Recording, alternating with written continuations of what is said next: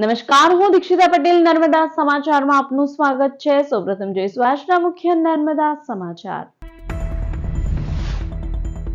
અંગેશ્વરના કરમાલીના દુષ્કર્મી મૌલવીએ કરેલા ગેરકાયદે દબાણોનો કરાયો સફાયો।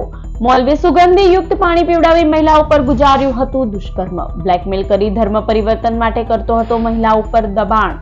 ગેરકાયદે મકાન, દુકાન અને મદ્રેસા આગળ કરેલા અવૈધ બાંધકામને તોડી પાડ્યું।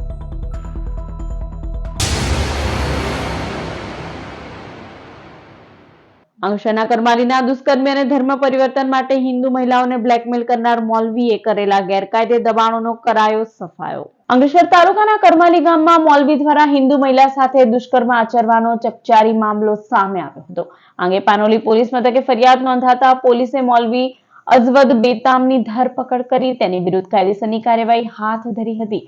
આ દરમિયાન પોલીસે તપાસ કરતા આરોપીએ કરમાલી તેના રહેણાંક મકાન, દુકાન અને મદ્રેસામાં ગેરકાયદેસર બાંધકામ કર્યું હોવાનું બહાર આવ્યું હતું, જેના પગલે તાલુકા પંચાયતના અધિકારીઓ અને પાનોલી પોલીસ દ્વારા કાર્યવાહી કરવામાં આવી હતી। તંત્ર દ્વારા આરોપીના ઘર, દુકાન અને મદ્રેસામાં કરાયેલ ગેરકાયદેસર બાંધકામ પર બુલડોઝર ફેરવી પરવાનગી વગરનું ગેરકાયદે બાંધકામ તોડી પાડવામાં આવ્યું હતું। આ સમયે કોઈ અનિચ્છનીય બનાવ ન બને તે માટે ચુસ્ત પોલીસ બંદોબસ્ત પણ સાથે રાખવામાં આવ્યો હતો। આરોપી દ્વારા મહિલાને સુગંધી પાણી પીવડાવી તેના ઉપર દુષ્કર્મ આચરવામાં આવ્યું હતું। ત્યારબાદ મહિલાને મુસ્લિમ ધર્મ અંગીકાર કરી લેવા દબાણ પણ કરતો હોવાનો ખુલાસો થયો હતો। આરોપી મૌલવી કેનેડાનો સિટીઝન છે અને અગાઉ પણ તેના વિરુદ્ધ ગુના નોંધાઈ ચૂક્યા છે। તારીખ 11/11/2025 રોજ પાનોલી પોલીસ સ્ટેશનના રવિન્દ્ર ગામ ખાતે આવેલ આરોપી અજમદ અહેમદ બેમાત કે જે ત્યાં મૌલવી તરીકેનું કામ કરે છે તેની વિરુદ્ધ બળાત્કાર અને ગુજરાત ધર્મ સ્વતંત્ર અધિનિયમ અંતર્ગત ગુનો દાખલ કરવામાં આવેલો હતો।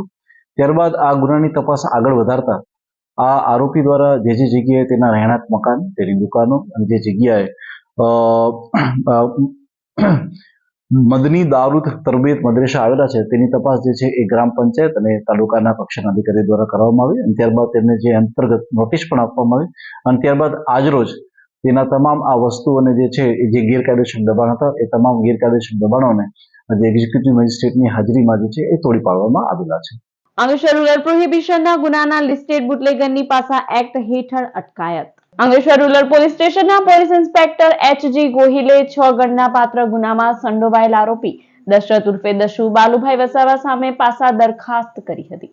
જિલ્લા મેજિસ્ટ્રેટે આરોપીનું પાસા અંગેનું વોરંટ ઇસ્યુ કર્યું હતું, જે હુકમ મુજબ આરોપીનો મધ્યસ્થ જેલ રાજકોટ ખાતે મોકલી અપાયો હતો।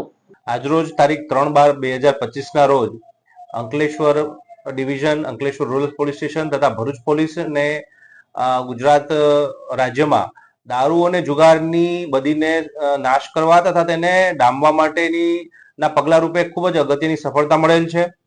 આ વિસ્તારમાં દારૂ અને જુગારની, ખાસ કરીને IMFL વિદેશી દારૂની ઘૂસણખોરી તથા તેની ગેરકાનૂની પ્રવૃત્તિમાં જે વ્યક્તિ લિપ્ત હતો, જેની ઉપર અગાઉ 6 જેટલા મોટા ગુનાઓ પણ દાખલ કરવામાં આવ્યા હતા, તે વ્યક્તિ વિરુદ્ધ આ પ્રકારની બદી બિલકુલ નાબૂદ થાય અથવા અને એ બાબતે ઝીરો ટોલરન્સ રહે તે માટે આપણે પાસાની દરખાસ્ત કરવામાં આવેલ, જે પાસાની દરખાસ્ત ભરૂચ કલેક્ટર સાહેબ દ્વારા હુકમ મળતા તે આરોપી, જેનું નામ છે દશરથ બાબુ વસાવા, ઉંમર વર્ષ 43, રહે છે હજાદ ભાતીજી મંદિર ફળિયું, અંકલેશ્વર વાળાને પકડી પાડવામાં આવ્યો છે।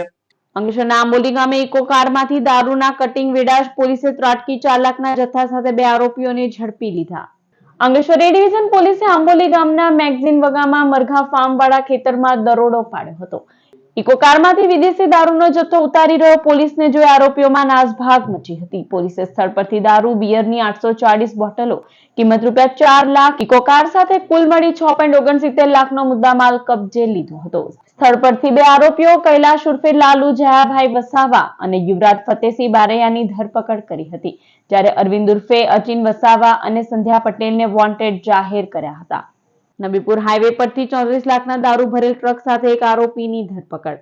નબીપુર નેશનલ હાઈવે નંબર 48 ઉપર રિલીફ હોટલ પાસેથી 12,312 વિદેશી દારૂની બોટલો સહિત કુલ ₹44.12 લાખનો મુદ્દામાલ એલસીબીએ ઝડપી લીધો હતો। Bharuch local crime branch PI MP વાળાને મળેલી બાતમીના આધારે નબીપુર હાઈવે ઉપર વોચ ગોઠવાઈ હતી, પીએસઆઈ ડીએ2એની ટીમ દ્વારા બાતમીવાળી મહારાષ્ટ્રની પાર્સિંગની ટ્રક આવતા તેને અટકાવાઈ હતી. ટ્રકમાં પ્લાસ્ટિકના કેરેટોના કવરિંગમાં રહેલો દારૂનો વિપુલ જથ્થો મળી આવ્યો હતો. દુલિયાના સુનિલ મુરલીધર નવરેની ધરપકડ કરાઈ હતી, જ્યારે સુરતના સંજય દેસાઈ, નાસિકના અનિકેત પાટીલ અને ટ્રક ડ્રાઈવરને વોન્ટેડ જાહેર કરાયો હતો. ભરૂચ બીડીએમએ અને બીસીસી દ્વારા જિલ્લા વહીવટીતંત્રના સહયોગથી અંકલેશ્વર એર સ્ટ્રીપ ખાતે શનિ અને રવિવારે એર શોનું આયોજન. અંકલેશ્વર એર સ્ટ્રીપ ખાતે સારંગ આકાશગંગા એર શો તારીખ 6 અને 7 ડિસેમ્બરે સવારે 9:30 વાગ્યાથી શરૂ થશે, જેમાં રિમોટ કંટ્રોલ એરો મોડેલ, ત્યારબાદ Akashganga sky diving team, Sarang helicopter display ટીમના દિલધડક પ્રદર્શનો યોજાશે. બુધવારે પ્રેસ કોન્ફરન્સમાં ભારતીય વાયુસેનાના વિંગ કમાન્ડન્ટ આદર્શ ઠાકુર, ફ્લાઇંગ ઓફિસર નંદિની, બીડીએમએ પ્રમુખ દેવાંગ ઠાકોર તથા બીસીસી પ્રમુખ જીવરાજ પટેલે ઉપસ્થિત રહી માહિતી આપી હતી. આજે ગુરુવારે સારંગ ટીમે एयर शो अंगे रिहर्सल पण कर्યું હતું. मैं विंग कमांडर आदर्श ठाकुर भारतीय वायुसेना की सारंग हेलीकॉप्टर डिस्प्ले टीम से हूँ. हम यहाँ पर भरूच में 7 तारीख को एक एयर डिस्प्ले करने वाले हैं. आज से इसकी प्रैक्टिस शुरू हो चुकी है, कल भी इसकी प्रैक्टिस रहेगी. 5 तारीख को 6 तारीख को इसका फाइनल प्रैक्टिस रहेगा, जो कि फुल ड्रेस रिहर्सल भी रहेगी, और 7 तारीख को ये फाइनल डिस्प्ले रहेगा. 6 શનિવાર અને 7 રવિવાર ડિસેમ્બર 2025ના રોજ અંકલેશ્વર પ્રોપોઝડ એર સ્ટ્રીપ ઉપર સારંગ હેલિકોપ્ટર ડિસ્પ્લે અને આકાશગંગા સ્કાય ડાઇવિંગ ટીમ દ્વારા એક સુંદર એર ડિસ્પ્લે થવા જઈ રહ્યો છે. Bharuch district management association, Bharuch citizen councils અને ભરૂચ એડમિનિસ્ટ્રેશન કલેક્ટર સાહેબના ખૂબ જ સુંદર સાથ સહકાર સાથે આ એક કાર્યક્રમ અમે યોજવા જઈ રહ્યા છીએ. ભરૂચ જેએનએફસી સ્પોર્ટ્સ કોમ્પ્લેક્સ ખાતે 3 દિવસીય સ્પેશિયલ ખેલ મહાકુંભમાં 190 અંધ ખેલાડીઓના મહોત્સવનો શુભારંભ. ભરૂચ જિલ્લા રમતગમત કચેરી અને રાષ્ટ્રીય અંધન મંડળના સક્રિય સહયોગથી સ્પેશિયલ ખેલ મહાકુંભ 2025નું આયોજન કરાયું છે.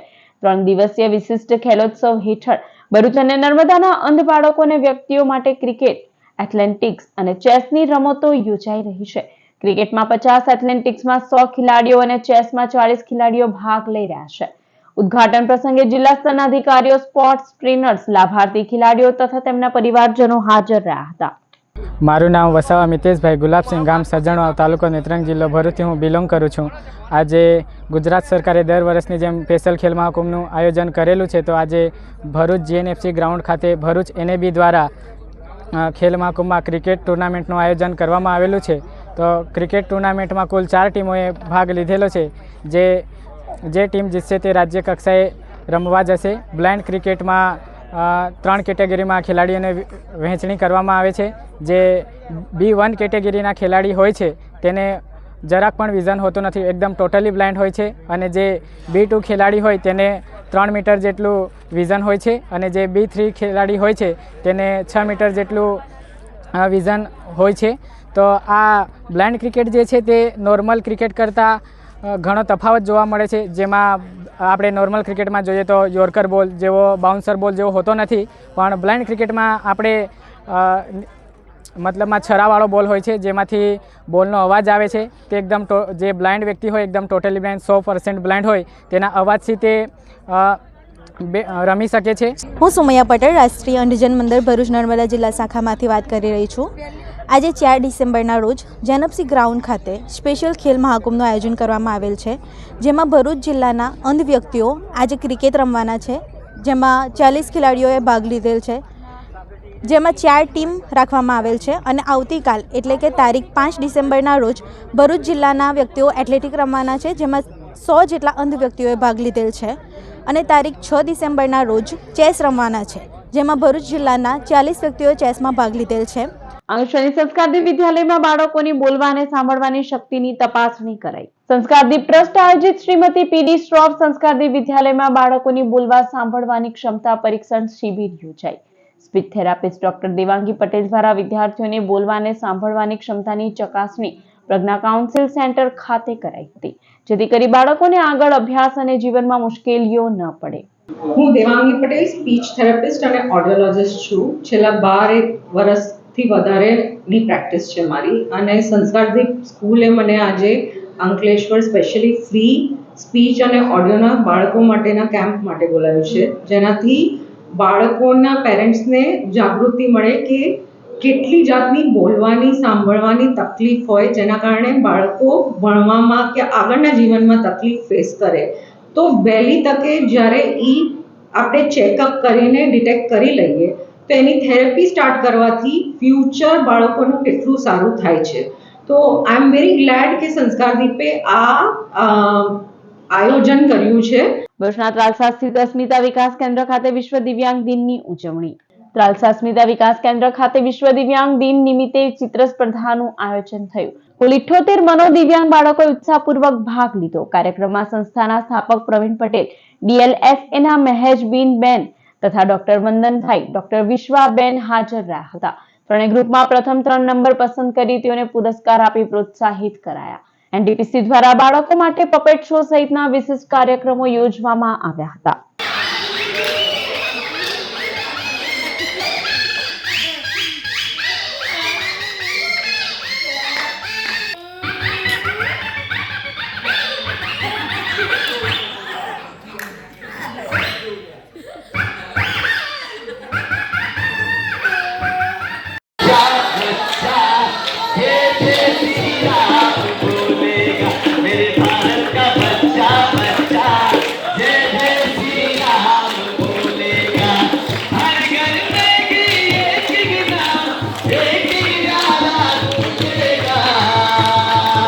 ભરૂચના નવાડેરા સ્થિત દત્ત મંદિરે દત્તાત્રેય જન્મ જયંતિની ભવ્ય ઉજવણી કરાઈ.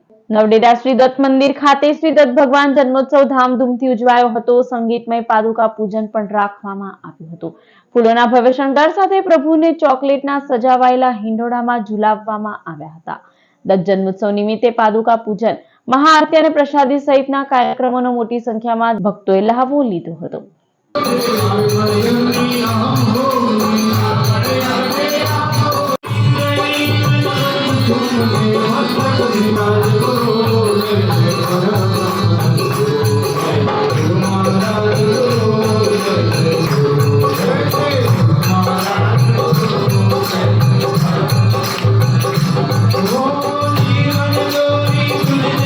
ભરૂચના જ્યોતિનગરથી રોસ્કો સુધી બનનાર નવીન માર્ગનું ભૂમિપૂજન કરાયું. ભોલાવ ગામમાં આવેલા જ્યોતિનગર મહાદેવ મંદિરથી રોસ્કો સોસાયટીને જોડતો રોડ અંદાજિત 43 લાખના ખર્ચે નવીન બનનાર છે, જેનું ખાતમુહૂર્ત ભરૂચના ધારાસભ્યના અધ્યક્ષ સ્થાને યોજાયું, જેમાં ભોલાવના સરપંચ, ઉપસરપંચ અને સોસાયટીના સભ્યો હાજર રહ્યા હતા. આજે જ્યોતિનગર મહાદેવ મંદિરથી રોસ્કો ફ્લેટ સુધીના PCC સાથે CC રોડનું ખાતમુહૂર્ત કરવામાં આવ્યું છે. 43 લાખ રૂપિયાના ખર્ચે આ માર્ગ બનીને તૈયાર થશે.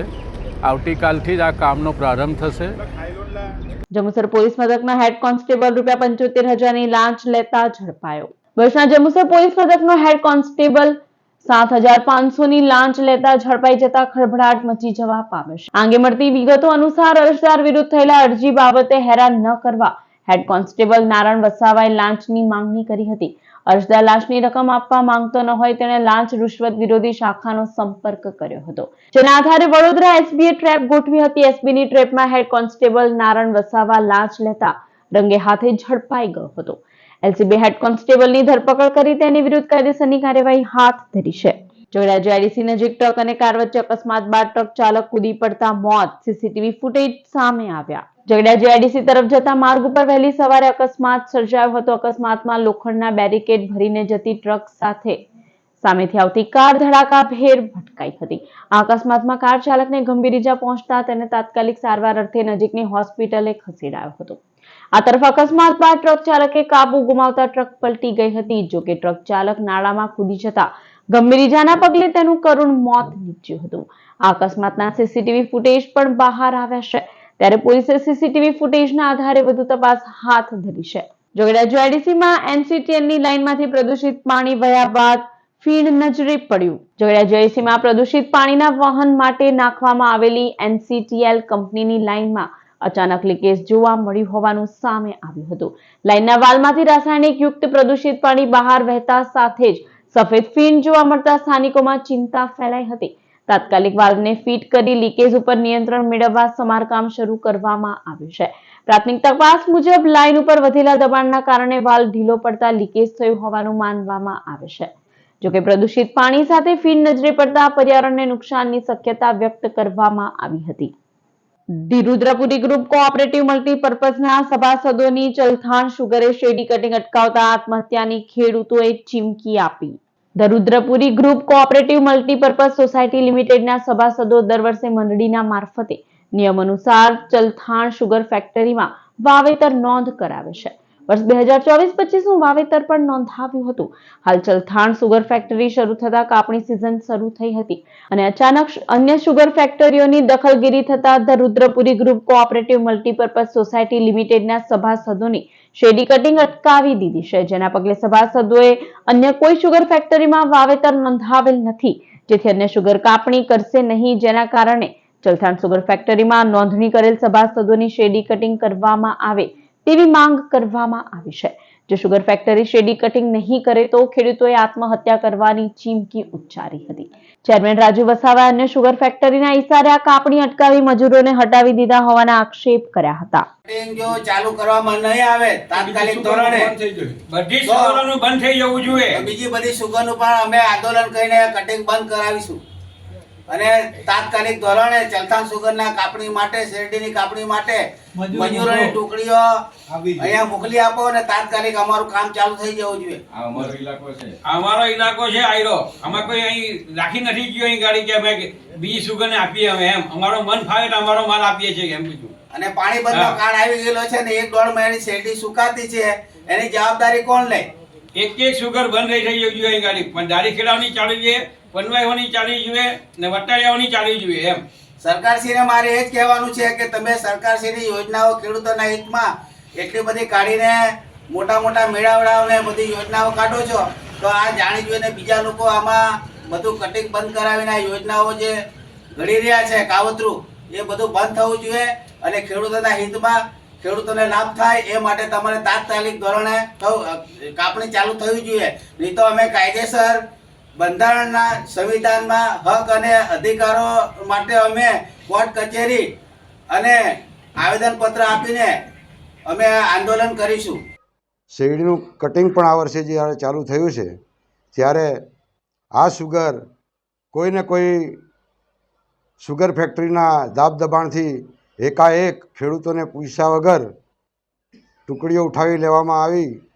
પણ મને એ પણ શંકા જાય છે કે મારે ચલથાણ શુગરમાંથી મને જે કટિંગ માટે ટુકડી આપી હતી એમાં ઝરપણિયા ગામે જે ટુકડી હતી પાનવાડી સ્ટેશન પર, તો 2 દિવસ આગળ એ ટુકડી પર પણ ચોરી થયેલી હતી. તો મને એ પણ શંકા જાય કે આ જે સંસ્થાઓ જે ચલથાણ શુગર સિવાય જો જે સંસ્થાઓ છે એ લોકોએ જ ચોરી કરાવેલી એવી મને શંકા જાય છે. અને બીજે જ દિવસે આ બધી ટુકડીઓને ઉઠાવી લેવામાં આદેશ કરેલો છે.